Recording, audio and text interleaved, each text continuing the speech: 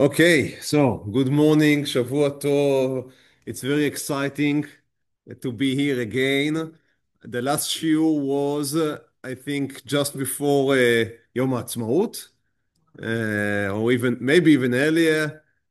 So it's nice, it's very nice to be here. And Bezrat Hashem, I hope that we'd have at least up to the Chagim would be able to have some type of a seder, of an order, without need to jump in and out. Bezrat Hashem. Bezrat Hashem, and we should all see a much better year, Bezrat Hashem, than just the two that we just had. Okay.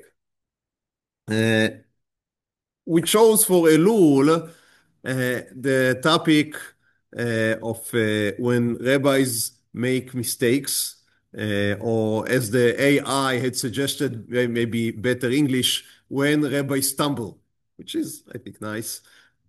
Now, the topic itself, what do I aim to gain? That's very simple, but it's more complicated. So the simple explanation is that we are, I think, always trying, aspiring to learn lessons from the great people of our nation. That's basically that's what we are doing here in the last 3 or 4 years in this long series about the great rabbis of the Jews. And when we are trying to learn how to do tshuva, which is one of the most important fundamental aspects of our religious life, then who should we turn to if not to our rabbis? However, speaking about the tshuva that rabbis do would obviously require us also to explain when had the rabbis fail. And if I speak about a shul rabbi, that's fine to speak about his failures. Shul rabbis may have many failures. But when we speak about important rabbis, rabbis that are remembered for generations, the giants of Torah, then it becomes much more difficult to speak about the failures. One is because they do not fail as much, because they are really great people. And B, because it is not so clear that it is good educationally to speak about these giants' failures, even if they had some. We have a very interesting concept both in the Gemara in Shabbat, the Gemara Kuf Yud Bet is in the source, the first source. Amar Rabbi Zירא, Amar Rava bar Zimuna, אם ראשונים בני מלאכים, אנו בני אנשים. So if you relate to the sages of earlier times, now he is himself, he is an Amora, so he lives 1500 years ago. And he speaks about the people that came before him. Obviously, for us, there is even a larger gap. And he says, if we look up to those that came before us and see them as the sons of angels, then in comparison, we would be son of men, we would be human beings. However, if we say that those that came before us are as human beings, then we would become כחמורים, as donkeys.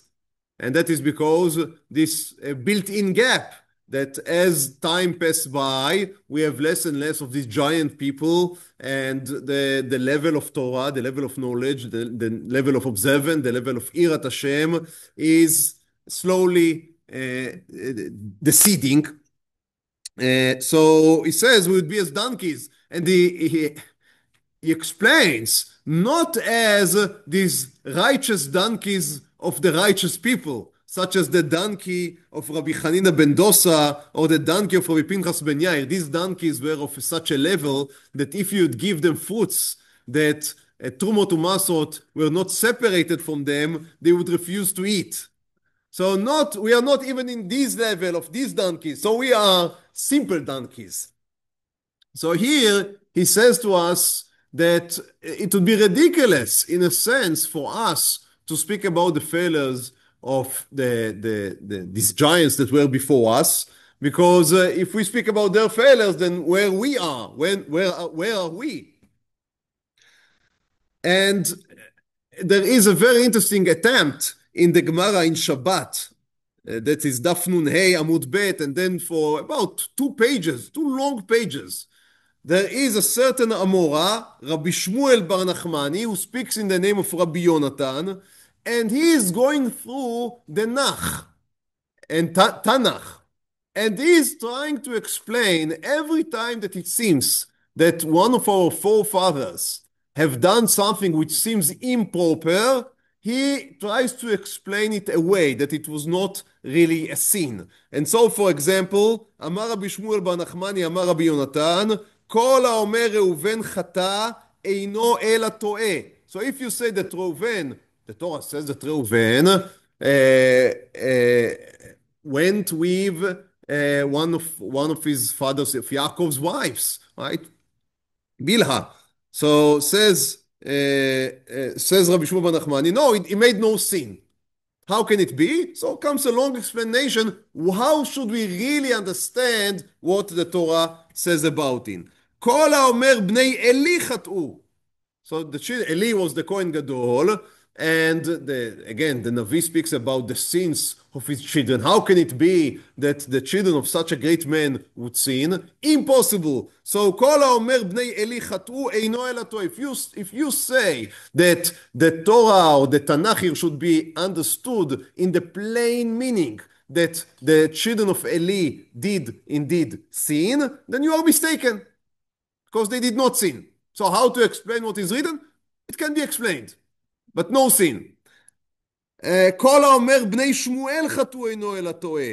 כל האומר דוד חטא. So we know the story, which is not a simple story, of David HaMelech and Bathsheba and Uriah Hitti, everything that happened there. Natan HaNavi comes to David and says to him that he sinned. And then David HaMelech said, I sinned.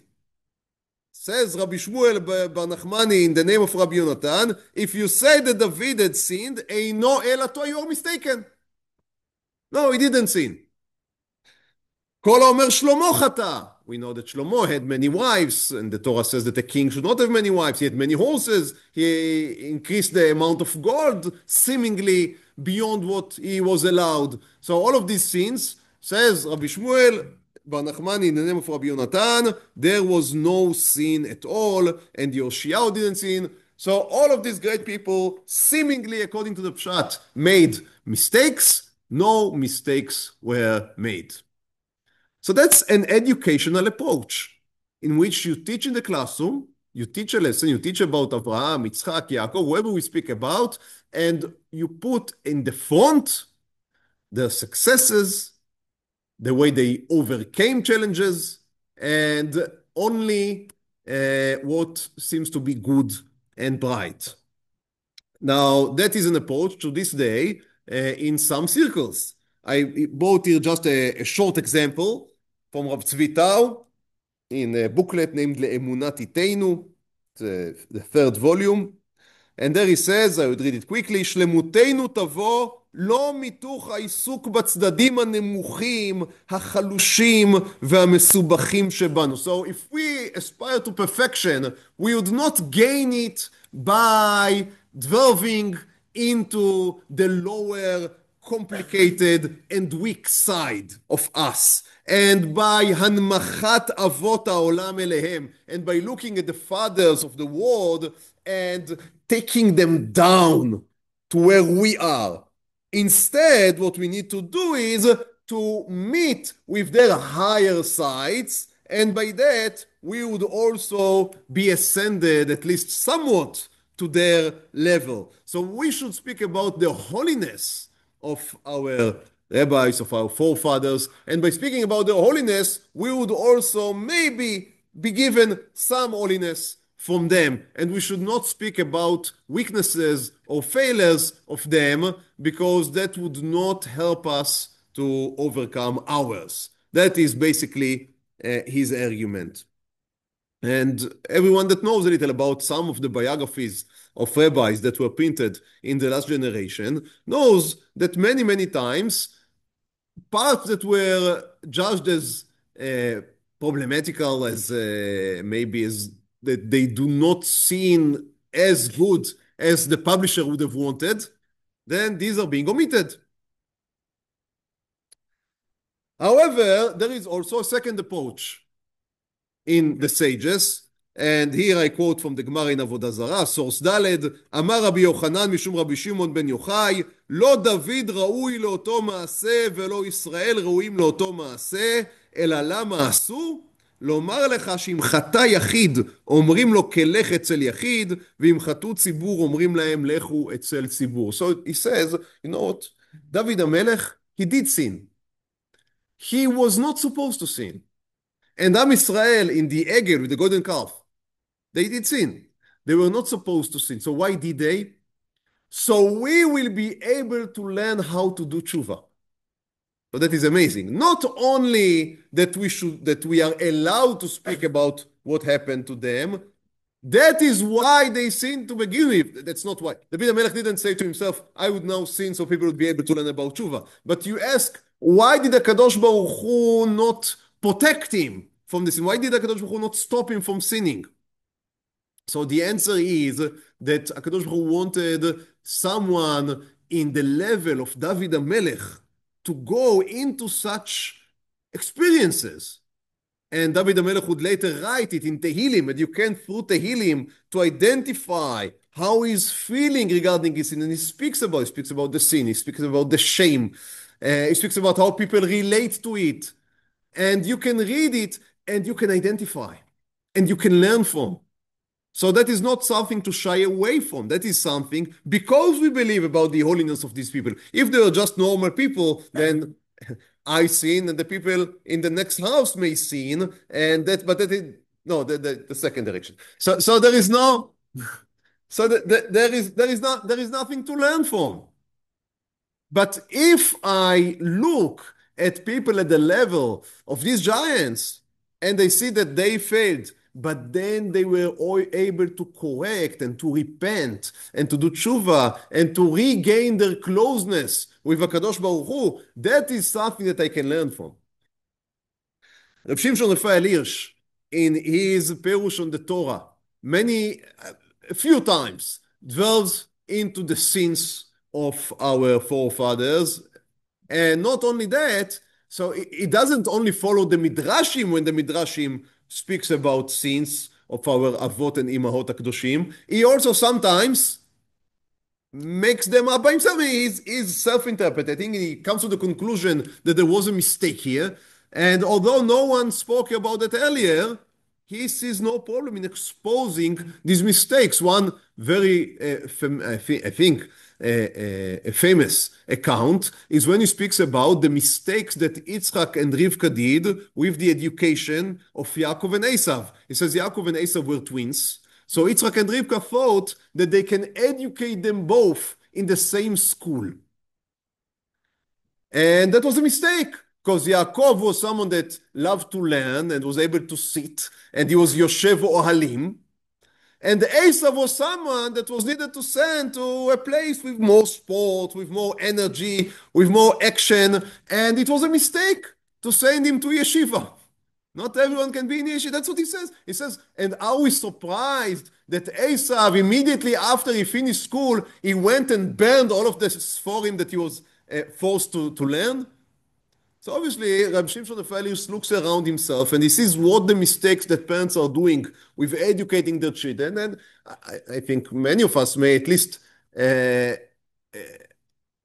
see the challenge of when you have a few siblings, a few children, and your education, at least you feel that your education was successful with one of them. So you are just, it was so successful, why not to apply it one time again? And suddenly you see that it doesn't necessarily work that way. And they were not all modeled in the same mode. And that's something that is sometimes it takes time to identify. So Reb Shimshon Raphael speaks about this mistake of Yitzchak and Rivka. And he doesn't shy away from it.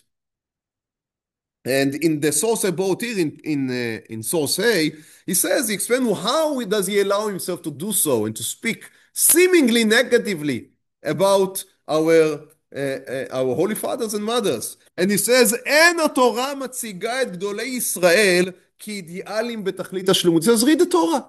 The Torah does not present our forefathers, and our foremothers as idealim, as ideals, as complete perfectness, תכלית השלמות.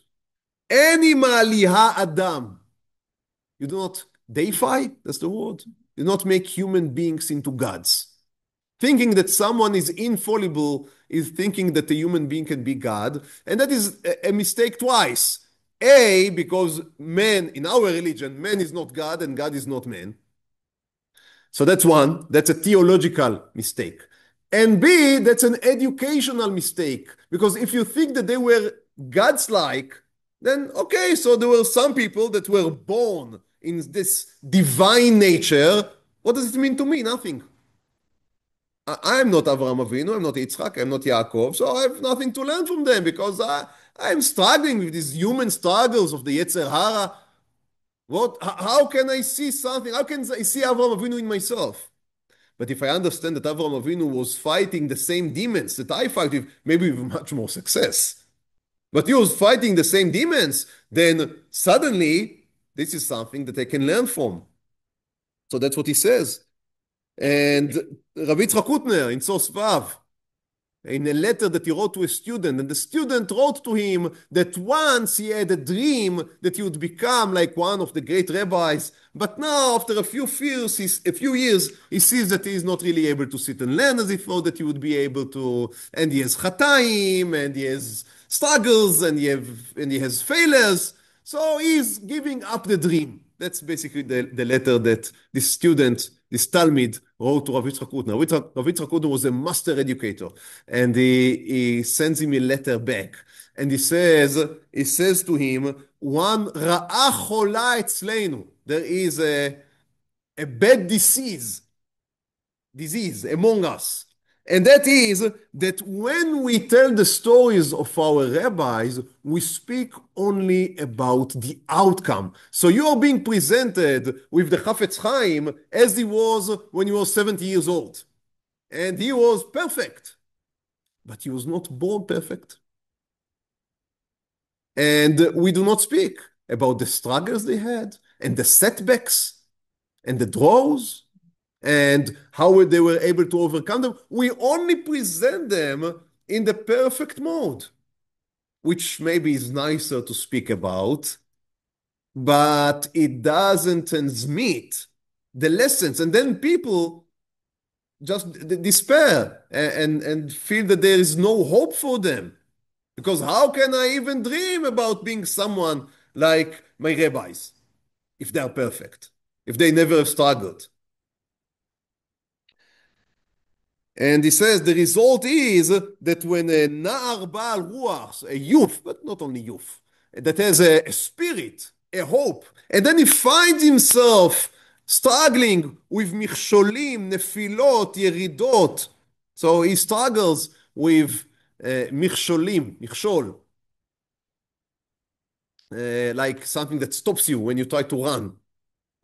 Obstacles, thank you, obstacles. So obstacles, failures, descents. So he thinks that he's done, that he has no hope. But you should know, he says to his student, growth does not come from the peacefulness of being successful in everything. Growth comes from fighting. And he says, your letter is not a sign of failure.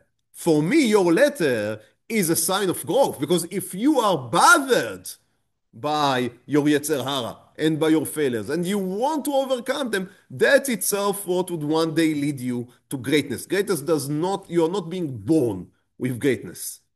That's something you make yourself to be. And then he says, he quotes a sentence in English. He says, באנגלית אומרים, lose a battle and win the war. So yes, sometimes you need to lose the local battle skirmish in order to win the entire campaign. So that's Rav Yitzchak Hutner. So basically, I don't think there really is a machloket, a dispute. I do not see it as that the people of the first camp, right, that we described, they think that our rabbis and fathers and mothers, they are holy, and the second camp see them as fallible human beings. I completely see them as holy. I just do not think that holiness is born out of no struggle. Just as Rav Utner explained, we see the holiness by the way that these great people had overcome, were able to overcome the obstacles that they faced. And that's what I hope to do in this series of Elul. So all of that was like an introduction. And that's what I hope to do in this Elul series. And that is to try to tackle some of the more famous incidents of great rabbis that made a mistake. And here, by mistake, I do not mean that someone gave a wrong psak about a spoon that went into a pot. These are important questions. I'm making my money out of them. But we speak about failures that had dramatic consequences that affected the life of other people, the people that these rabbis led, and as a consequence, also affected the life of these rabbis themselves. So I really doubt. I wonder about it because I know that people don't remember, but last year I spoke about Rav Yisachar Teichtel and his experiences of changing his mind regarding Zionism in the middle of the Shoah in Hungary. So I don't know if we need to again to dedicate time to it. We will see. As it is, we begin now with ancient times. Today I want to speak about Yehudah ben Tabbai. I do not even say Rabbi Yehudah ben Tabbai because he is so early, it is before they call them Rabbi. So Yehudah ben Tabbai. When did Yehudah ben Tabbai live? Yehudah ben Tabbai lived around the 1st century before Common Era. And he was one of the pairs. So what are the pairs? The pairs are, we had like a duo leading the nation. So there was one that was designated as Rosh Sanhedrin, the head of, the Sanhedrin are like the Jewish council, you may say, the parliament. And the second was Av Beidin, the head of the rabbinic court. Now, the president was considered at a higher level than the head of the court. That's the introduction that we need to know. So that's Yehudah ben Tabbai. His pair is Shimon ben Shattach. They live in the Hashmonean times, more specifically under two very important Hashmonean kings. One is Yanai Alexander, and the second was, after the passing of Yanai, was his wife Shlomtzion. And I hope that I would speak a little more about these two as we would progress in our chapter, in our shiur, in our lesson. So let's begin with the Mishnah in Chagiga. You can see it in source Zayin. יוסף בן יועזר אומר שלא לסמוך, יוסף בן יוחנן אומר לסמוך. יהושע בן פרחיה אומר שלא לסמוך, ניתאי ארבלי אומר לסמוך. יהודה בן טבעי, that's our hero, אומר שלא לסמוך, שמעון בן שטח אומר לסמוך. שמעיה אומר לסמוך, אבטליון אומר שלא לסמוך. So what is that? That is a list of these pairs, beginning from Yosef ben Yoezer and Yosef ben Yochanan. Those of you that are learning Pirkei Avot maybe find the names familiar because these are the names that are mentioned in Pirkei Avot. There they are called Yossi. But Yossi and Yosef, that is the same name. So this is a list of the generations of the pairs, beginning with Yosef ben Yoezer and Yosef ben Yochanan, continuing to Yoshua ben Prachia and Nitai Arbeli, continuing to Yehudah ben Tabbai and Shimon ben Shattach, and concluding here with Shmaya and Avtalion, but there are later after them Hillel and Shammai are very famous, and others. What is Lismoch v'shelo Lismoch? This is the first dispute. Now, as we know halacha and Judaism, there is no area in Yahadut in which there are not difference of opinions. Right? There's no such a thing almost. Every daf of the Talmud begins and ends, and in the middle, full of disagreements. And that's good. That's how we Jews are conducting ourselves. However, there was a time in which there was a Sanhedrin. So still there were disputes and disagreements, but then they would vote, and there would be a decision. And after there was a decision, you move on. You made a decision and you move on. However, as time passed by and the Sanhedrin got weakened and weakened, then at a certain time, they stopped voting regarding certain decisions. Now, it's very difficult to know why certain decisions were voted and some were not. Maybe sometimes the president was responsible, one can at least assume that the president was responsible for the agenda, what the votes would be on. Maybe if he saw that he doesn't have a majority, he preferred not to bring the vote to the floor, or maybe for other reasons that we cannot know. This was the first dispute that was not decided. לסמוך או לא לסמוך. Now, what is לסמוך או לא לסמוך? To be or not to be? What is לסמוך ולא לסמוך? So it is amazing. It seems like a minutia, a very small detail. When you bring a korban, a sacrifice, to Beit HaMikdash, you need to put both your hands and lean on the animal. That is called smicha. Lismoch means to rely on something. So, lismoch on the animal before you shachten it. That is because you have to remember that the person usually that would bring the korban would not shachten, would not throw the blood, because this is the work of the kohanim. So how are you part of this process of sacrificing? So your part is by doing this smicha, and the minhag was that when you do the smicha, you do a small tefillah. So if it's a chatat, you make a vidui for the sin. Because of it, you are now offering the chatat, and if it's olah or shlamim for todah, then you are saying a tefillah to HaKadosh Baruch Hu. So it was the minute in which the person being the sacrifice is doing his own share. Now, what the problem is, there are many explanations here. I'm zeroing in on one of them. The problem became when Chazal made the gzeira of muktzeh. When Chazal made the gzeira of muktzeh, it came to be that you are not allowed to rely or to lean on an animal on Shabbat and on Yom Tov. Now, on Shabbat, it didn't make such a difference because anyhow, you do not bring individual sacrifices on Shabbat, only the sacrifices of the public, as the Tamid and the Musafim, and on Tamid and Musafim, there is no leaning anyway. So for Shabbat, it didn't change. But on Yom Tov, you are allowed to bring an individual, you're allowed to bring Olah on Yom Tov. So the question came to be, are you allowed to lean on the animal? Because from HaTorah, you are supposed to do the smicha. But according to Chazal, according to Chachamim, they made a gzeira, they made a decree against leaning on animals on Shabbat, not because of Beit HaMikdash, outside of Beit HaMikdash, but you are not allowed now to lean on the animal.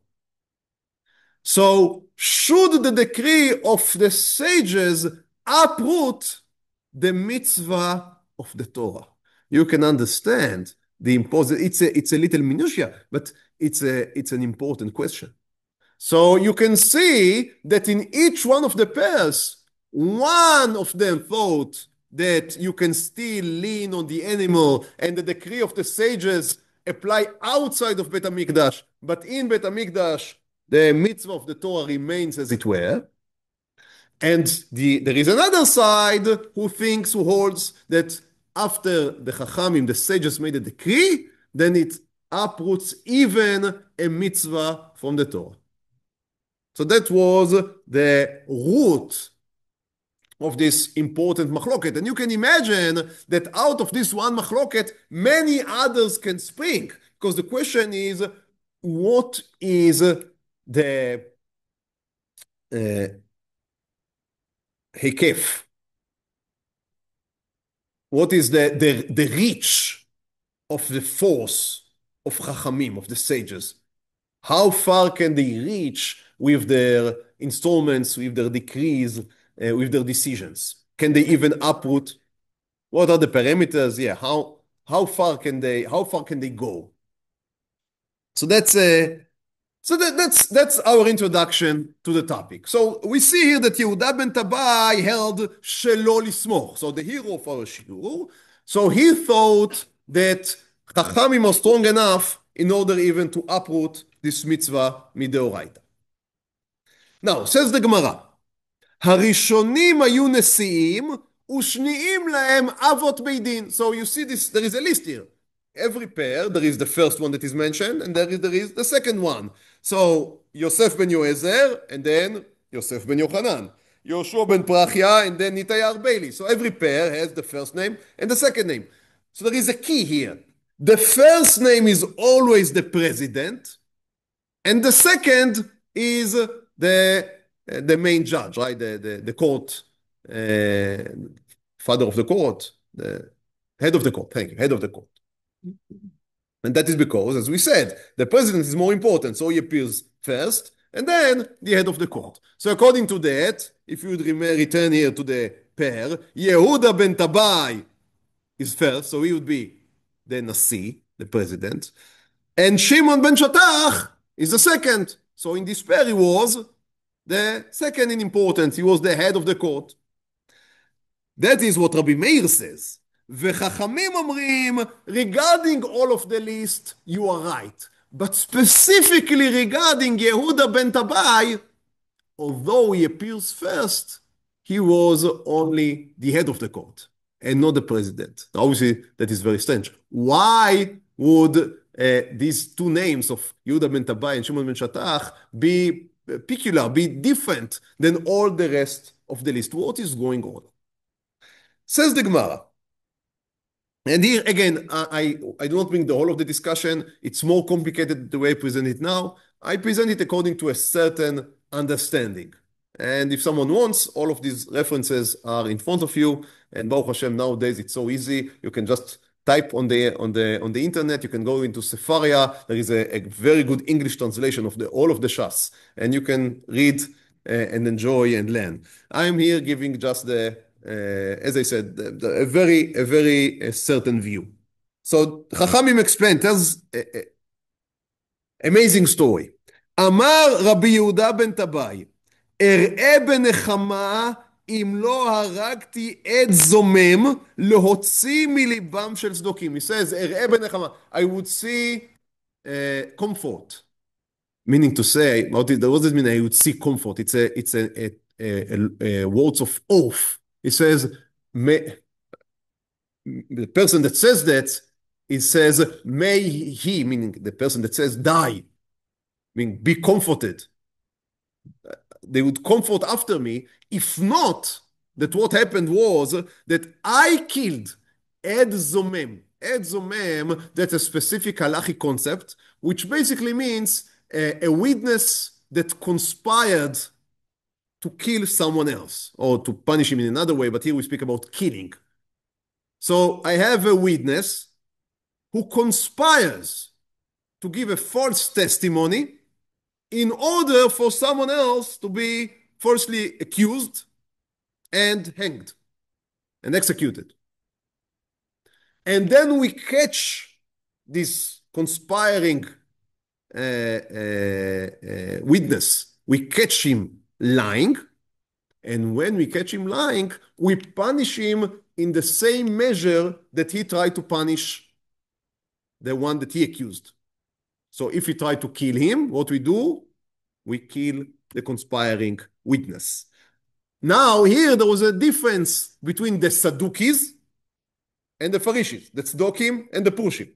The Tzdokim, who were of the opinion that Chachamim cannot make decrees, and we should only go according to the written Torah and not according to the oral Torah. They said, according to their understanding of the Torah, they said, we punish the conspiring witnesses only if they were able to carry out the conspiracy. But if they failed, if they didn't succeed, and we caught them lying before the punishment was met out, then they are exempt, because I mean, it's like someone that tries to slaughter someone else and it does not succeed. So he still maybe needed to be punished, but he's not a murderer because he didn't murder. In the same way, he said that Sadukim, we should not punish with the most severe punishments the conspiring witness if he did not succeeded in his conspiracy. However, the sages said that it is enough that they conspired and gave the false witness, the false testimony in court in order to punish them, even if the punishment was not met out, even if the punishment was not given. Even more than that, the Prushim said that if the punishment was given, you do not punish the conspirating witnesses anymore. That's extremely interesting, but that's not the topic of our shiur right now. So I leave that as something to ponder about. So that is the story. Says Yehudah ben Tabbai, he took an oath. I killed a conspiring witness who wanted to kill the accused, and I caught him before he was able to kill the accused, and I killed him in order lehotzi miliban shel tzdokim, in order to put my finger into the eye of the tzdokim and show them what the real judgment is. So obviously he was very happy with himself of being able to do so. אמר לו שמעון בן שטח, אראה בנחמה אם לא שפכת דם נקי. Said to him his pair, who was minor according to this, to one of the explanations. He was only the head of the court. He was not the president. But he said to Yehudah ben Tabbai, I take an oath that you murdered someone that was not, saying that he was innocent would be a little too much because he was a conspiring witness, but he did not deserve the death punishment. Why? Not because Shimon ben Shatach agrees to the tzadukim, חס וחלילה, but because שהרי אמרו חכמים, אין עדים זוממים נהרגים עד שיזומו שניהם. You had only one witness that was conspiring. Even if he was successful in his mission, you would still not kill the accused, because in order to kill the accused, what do you need? You need two. So if you have only one conspiring witness, you do not kill him. So you were so eager to demonstrate to the tzdukim that you hold fast to the commentary of Chachamim regarding this mitzvah, that you disregard another very important element, that you should not punish the conspiring, the edim zomeimim, unless they are two. And Yehudah ben Tabbai holds his head. He immediately accepts that he made a mistake. He doesn't try to somehow answer himself, explain himself, maybe make up some excuse. He says, I was mistaken. מיד קיבל עליו יהודה בן טבעי שאינו מורה הלכה אלא בפני שמעון בן שטח. He said, from now on, I do not give a final judgment before I give it to you, Shimon ben Shatach, to review. And here, maybe, again, according to some of the explanations, maybe here the exchange happened. That up till here, Yehudah ben Tabbai was the prince, right, the president, and Shimon ben Shatach was only the head of the court. And here they switch positions, because Yehudah ben Tabbai says, from now on, you would give your approval for every judgment I make, because I see that I was too hasty. For good reasons. But that's a major mistake, because in the end, you wanted to prove to the tzdukim. Again, this conspirating witness, he was not Chafetz Chaim. Right? He was someone that tried, maybe not very successfully, but he was trying to tell wrong, false accusations against someone. And he was caught lying. Red-handed.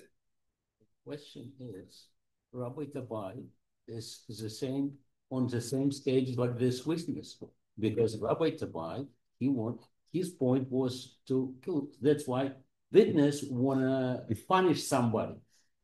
That's why he false testified. So does Rabbi Tabbai did the same. That's a very good comment. Bezrat Hashem, I would raise that as well in the next stage. But yeah, you're very much right. But for now, we can see that Yehudah ben Tabbai, I think part of the difficulty or part of what he feels is he wanted to demonstrate something to the tzdukim, but that was not the blame of this poor witness. Now again, poor is not talit shekulat chelet. I don't know what would be the English. He's not a unblemished soul. He's a I guess that from heaven they made sure that he got what he deserved. But you understand what the problem is when you project considerations which are external to the judgment. And Yehudah ben Tabbai decides that he is demoting himself. And he would need the approval of Shimon ben Shattach. So what do we see up till now? We see Yehudah ben Tabbai made, again, a grievous mistake. He doesn't say, everyone who said that I sinned is mistaken. He said, no, I did a mistake, I sinned. And I relinquish my position as the president. I understand that I cannot continue to serve. Now, that's something we can only imagine, the difficulty of giving up such a position. Because it would have been so easy for him to make up some explanation, maybe invent a new commentary to the Torah. And he was the president. I'm sure he had the ability, the skill, and also the right connections. So he can get some group of chachamim to support his position. But he decides not to go down this route. He immediately admits, accepts, and also think how he can correct to the future. So that is the first stage, which in itself I think is very important to every one of us. Just admitting mistakes is such a hard, at least, I can speak only to myself. Admitting mistakes is very hard, especially if you understand that it's not only a mistake you did to yourself, but it's a mistake with gross outcomes, to other people, devastating outcomes. There is a family here. You can only imagine. After it became known that he made a mistake, and here is Yehudah ben Tabbai, who you see is a great a proponent of the force of Chachamim. Right? He thinks that Chachamim, when they rule, they can uproot a mitzvah from the Torah.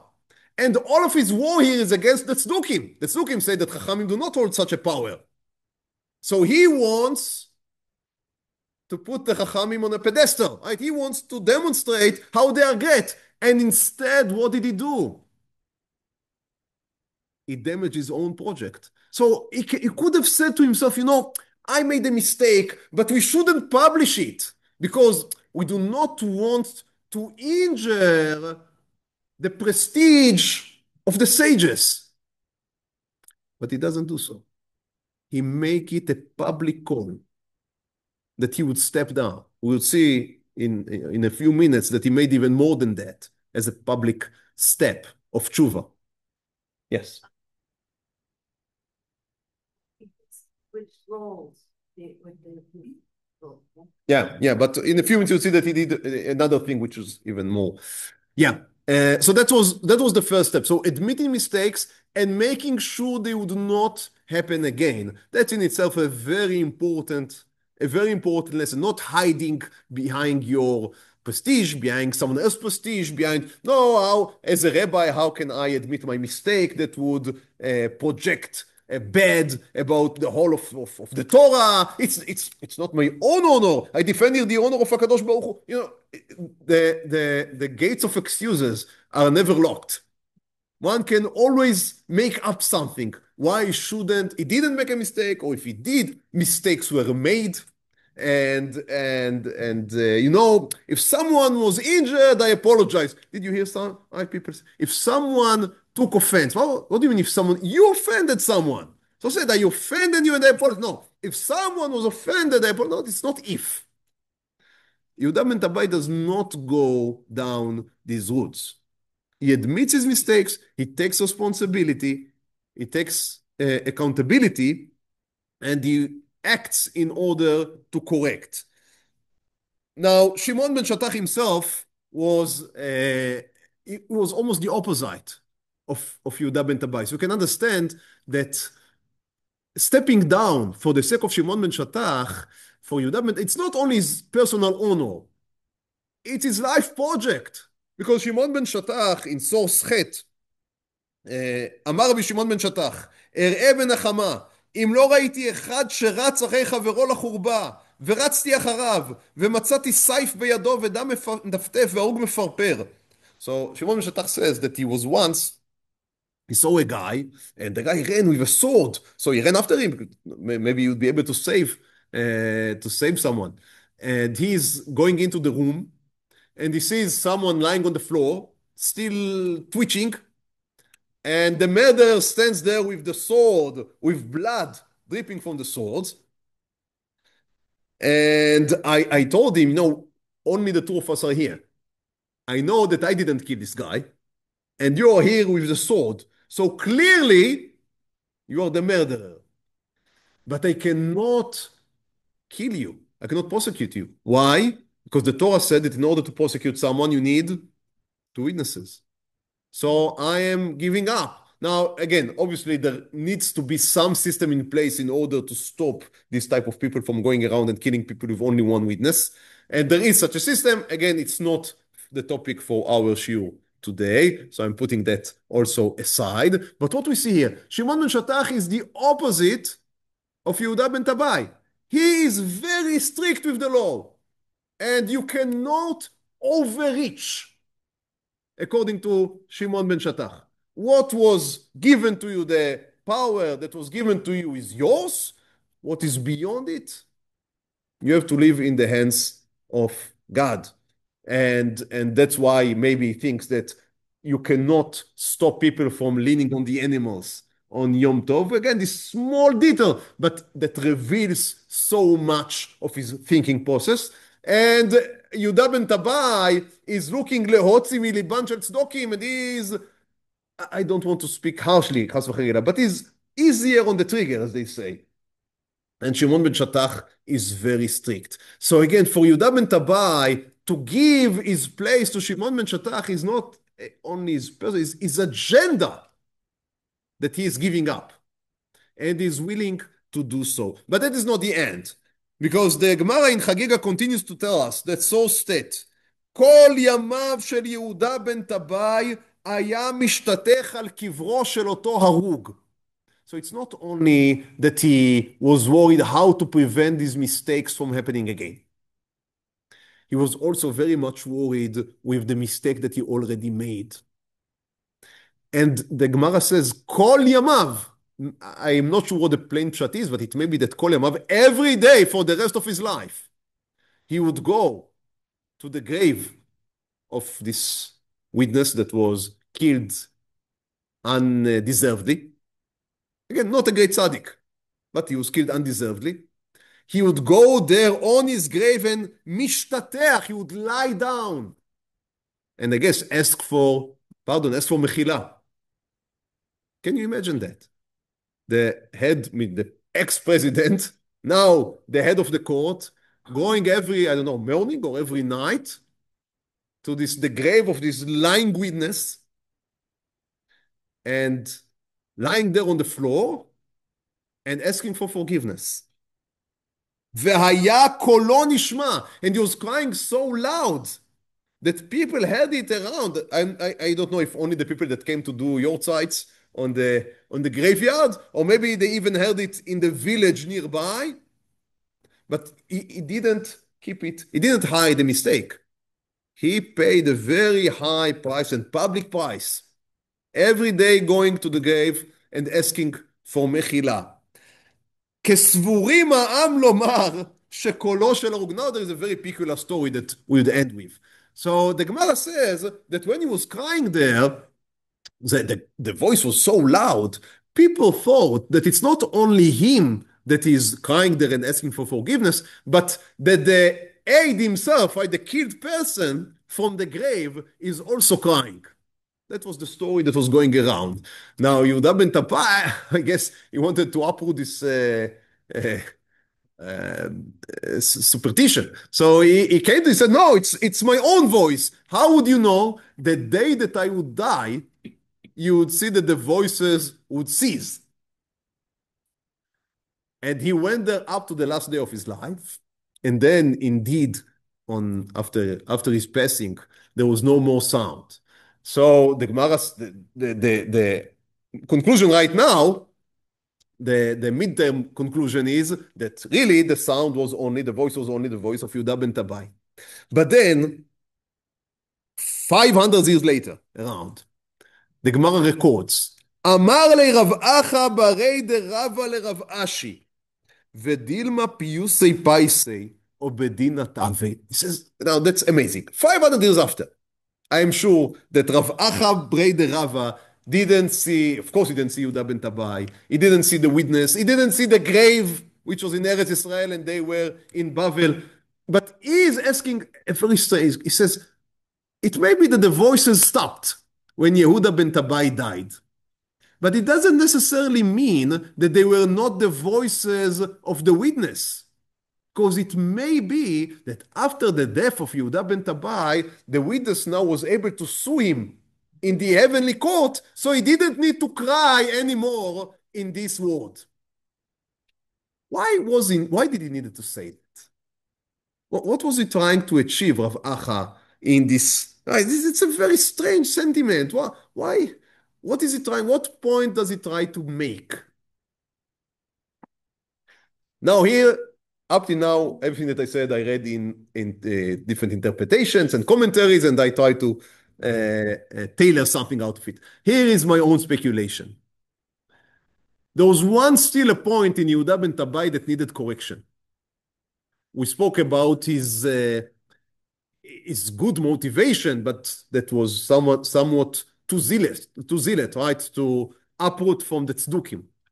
I think that Yehudah ben Tabbai believed in the ability to prove something. Right? להוציא מליבן, I would prove to them and then they would capitulate. I would make my point with fierce and they would be convinced.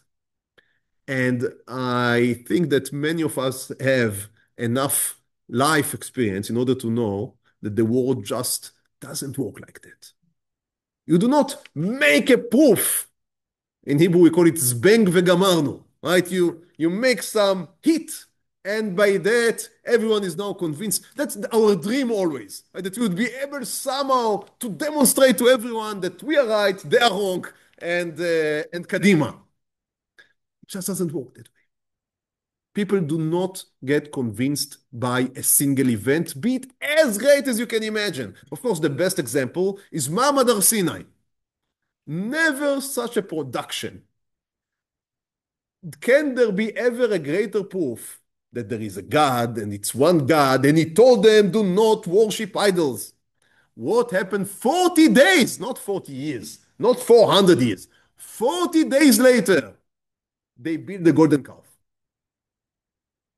People do not get convinced by me. I can dream that I would come to a shiur and I would prepare it and I would speak strongly, or I'd come to the shul and give a drasha. It would be so strong. No one would be able to, at least to fall asleep, but no one to stand and resist the so important lesson that I try to convey. It doesn't work. Even if people are emotionally affected and are convinced by the intellectual arguments, but then they come home and they eat the cholent and our life. And they take on. The only way to make a change is not by great effects. And it's nice having it's needed also. But that's not really what makes changes. If you want to make a change in your life, I want to make a change in my life, then it won't be enough just to hear some shiur, hear this, and it will change your life. I am a very small believer in this type of changes. If HaKadosh Baruch Hu did not pull it up in his Ma'amad Har Sinai, I find it hard to believe that some Rav in a lesson would be able to do so. The way things work is by small, incremental, that's the word I think, changes, but that you are consistent with them. So a great speech is great if it would convince you now to learn 5 minutes of Torah a day, additionally to what you're doing now. To do an act of kindness every day, in addition to if it is able to push you to start such a process. What would do the difference? The process, the consistency. A great speech is one that is able to start, to ignite such a process. And that is a lesson that Yehudah ben Tabbai, I think even to the rest of his days, that was difficult for him, I guess, to incorporate. So he was trying to make a proof, right? He was bothered by people thinking that it is the witness crying. So he was trying to go out and tell them, I would give you a proof that cannot be denied, that it's me and not the witness, right? Because when I will die, and that's always the greatest proof of all. People that when they would die, everyone would see there would be a spadim. Everyone would see that they were right all along. So that's what Yehudah ben Tabbai holds. He didn't walk. So 500 years later would come Rav Acha Brei the Rava, and he would say, even that is not a proof. Maybe the sound ceased because you were stood in heaven. I think that's the point that he is trying to make. You can only make changes incrementally, small changes, but consistently. And that is, after he capitulated, he gave his place to Shimon ben Shattach. Shimon ben Shattach was able to overcome the tzdukim, not by a demonstration of force, but in Megillat Ta'anit, that in source Yud here, we learn that the way that he did this change was he made the rule that everyone agreed with, that in order to sit in the Sanhedrin, you must be able to give proofs from the written Torah. That is something that even the tzdukim agreed upon. So Shimon ben Shattach said, I'm willing to play according to your rules. And he began. And one day he asked for someone to give a proof. He was not able to bring a proof to whatever point he tried to make. So he told him, according to the rules that we all agreed, if you cannot bring a proof from the Torah, you are, 3 strikes, and you are out. After he was out, always you need in the Sanhedrin 71 sages. So he brought someone outside, but who did he bring? One of his Talmidim. And slowly, step by step, he was able to change the formation of the Sanhedrin, not by I know that I may here overstepping to a political arena, but I'm not. I'm just explaining what was happening, not by some great reform with a blunt step that would change completely overnight the Sanhedrin, the judicial system.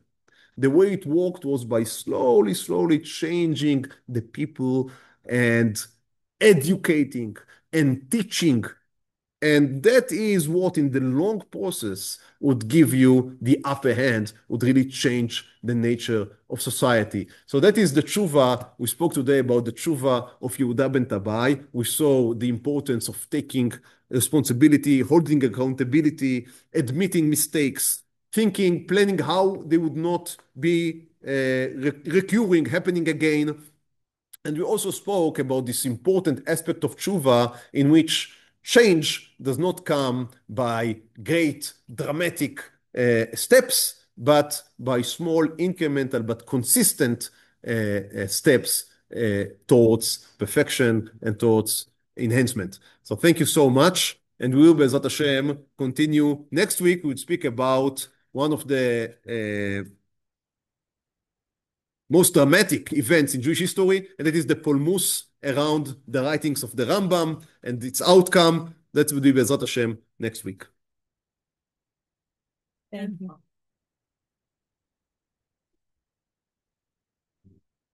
Simple.